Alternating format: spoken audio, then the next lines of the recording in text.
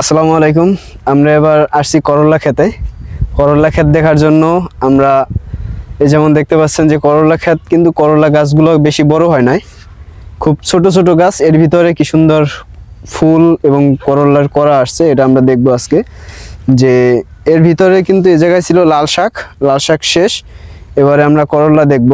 আসেন দেখি যে কি পরিমাণে করল্লার ফুল এবং করল্লা হয়েছে। এখন পর্যন্ত ছোট, কিন্তু করলা সবেমাত্র করা আসছে। যেমন আমি যদি বলি, এই যেমন ফুল, এটি কিন্তু করলা ফুল। যদি দেখাই, এই যে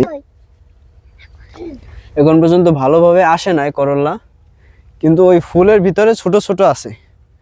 আমরা দেখছিলাম ওই সাইডে যে করলা, এই যেমন এই করলা, এরকমের ছোট করলা, একবারে ছোট। আমি যদি বলি, এই যে ফুল, করল্লার মাথায় ফুল এবং করল্লা, এরপরে করল্লা আছে।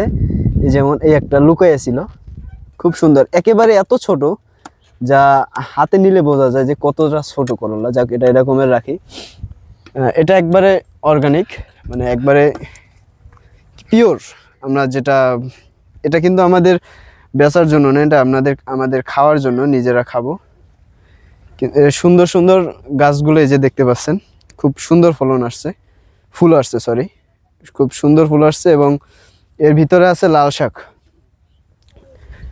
এই জায়গায় লাল শাক আছে, করল্লা আছে, আরও কিছু ছিল, যেমন বরবটি গাছ আছে। আমরা যদি দেখি বটবটি, যেটা আমাদের গ্রাম অঞ্চলে যেটা বলে বরহড়ি, প্রতিটা গাছে দেখেন গাছটা ছোটের ভিতরে। আমি যদি দেখাই যে গাছটা ছোট, গাছের এই যে এদের সপ্তাহে হয়ে যাবে একবারে, কিন্তু এখন পর্যন্ত ওদিকে যায় নাই, কিন্তু গাছটা একেবারে ছোট। এর থেকে কি সুন্দর করলা আসছে, আলহামদুলিল্লাহ। যেমন দেখাই, এই একটা, এরপর অনেক ফুল আছে, এবং ফুল থেকে ওই যে দেখাইলাম কিছু কিছু করলা বের হয়েছে। সব কিছু মিলাইয়া খুবই সুন্দর। আর এর সাথে আছে বরবটি গাছ।